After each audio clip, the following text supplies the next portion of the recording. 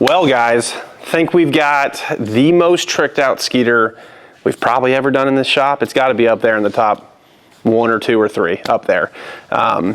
This is a really cool boat. It's one of my out-of-state customers that we've had for many years.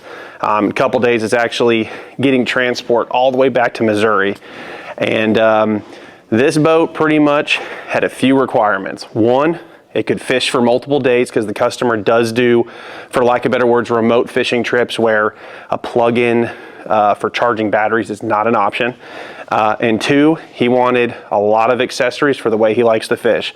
He fishes big water, he fishes shallow, he kind of does everything in the spectrum of fishing as it exists today. And we built a package for him that meets those requirements. So just to kick things off, we'll go from the back of the boat to the front because there's a lot to talk about just right here. So first thing you'll see, this is a pretty new product that came out from SeeLites. We've been using their brakes pretty much since they came out. We love them, and they just came out with the Deploy series. So what's really cool about these is they self-deploy. They're not reliant on your power poles, which is nice because it takes a little bit of the bushing fatigue, as I call it, off the power poles. So they self-deploy down. Just like all brakes works, there's a button up front we can hit and it'll stop the forward momentum of the boat. What's really cool about this system is if you have it deployed down and you turn your key on to go crank your engine and you forgot to raise them up, they'll automatically raise up. Now, another thing we did here at the back, you can see we've got 10-foot power poles, and as anyone knows, these are really tall items to have on the back of your boat, especially if you have limited space in the garage. This customer did want to do some folding brackets, so we've got folding brackets also on these 10-foot blades. And you can see I can lay them back. You could actually go back a little further than that if you wanted to. We've got the deck lids open in the back so it catches it, but it's a really simple system that in the event you've got a low garage opening or you're going under some crazy low bridge, it makes it really easy to lay those things on the back of the deck. So at the back of the boat, as far as transducers are concerned, we've got kind of a traditional setup that's common these days, running one Lowrance, one Humminbird, the new Lowrance 3-in-1 HD with the new Humminbird MSI transducer for some Explorers. On this boat, the Lowrance system is the primary sonar system with a shoot-through hole. So big thing now, I'll use the term powerhouse because not only is it a powerhouse setup, but there are a bunch of powerhouse batteries in the back of this boat. So to kind of meet the requirement of the customer wanting to fish for multiple days, we've got 3 3660 powerhouse lithiums in parallel to give us 180 amp hours of potential runtime for the trolling motor on this boat. In addition, we've got a 36-volt run and gun charger, which as that Yamaha 250 SHO is running, it's going to send extra energy to those 36-volt batteries. For all the graphs, again, big requirement here was long run time. So we went with a 16140. At that higher voltage being that 16 volt, the graphs essentially run at a little less amperage, so that 16140 gives us more runtime than a 12140, for example. So that's why in this boat we went with a 16140, and then we've got a traditional AGM cranking battery in this boat, all with our SonarPros wiring harness, standalone lithium kit, and to top it off, a PowerHouse Lithium 3-bank charger to charge everything in the boat. Really clean system in the boat. It is packed here with all the batteries, one pump, our harness, everything's nice and clean and organized as we like it. So getting up towards the bread and butter as far as the electronics, got 2 head sensors in this boat, 1.1 antenna for the Lowrance and the new Humminbird NEMA 2000 heading sensor for the Xplore 12. So at the console, we've got our favorite mount, BoatLogix dual console mount. You can see, as always, I love to do the shake test. I am rocking the boat and those graphs are not moving. We've got a Pro 12 on the right. We've got an Xplore 12 on the left.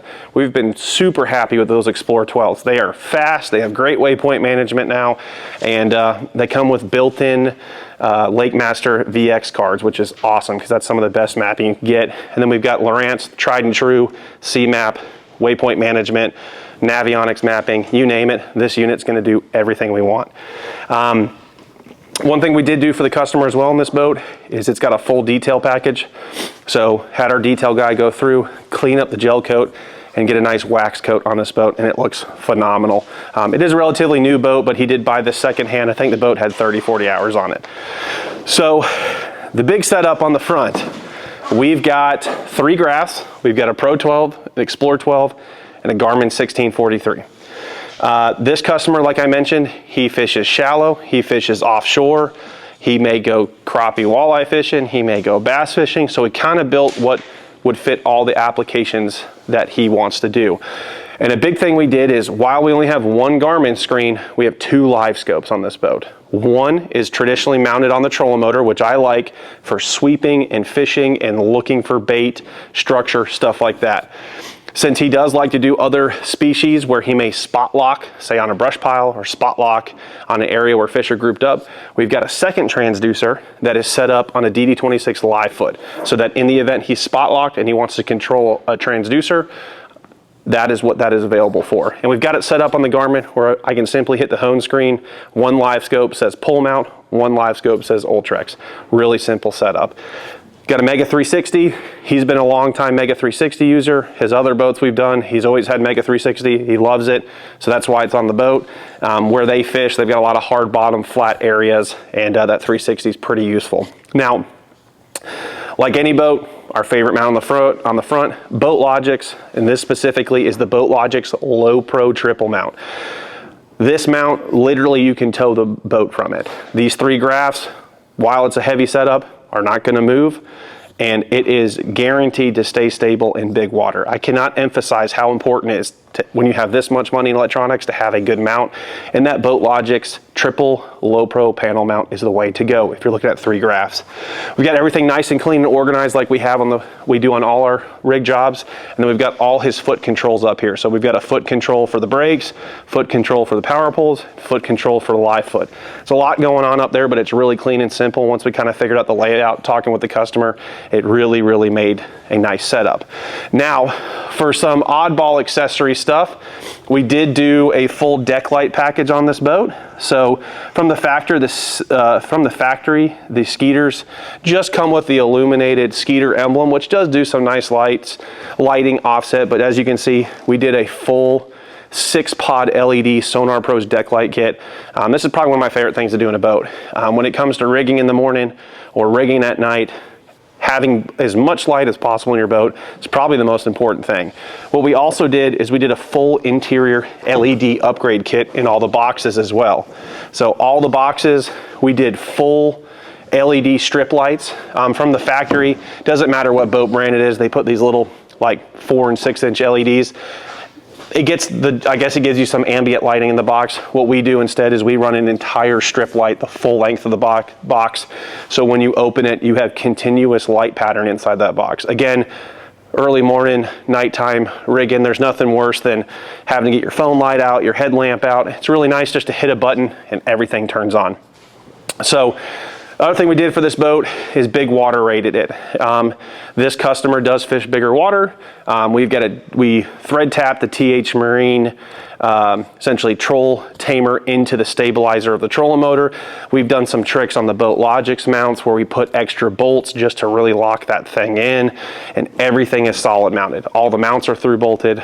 All the trays are properly mounted for the batteries. Everything is nice and sturdy. So we're really excited for the customer to get this boat. It's been a long project in the works. He and I have worked probably for a couple months just trying to figure out what he wanted to do with this boat.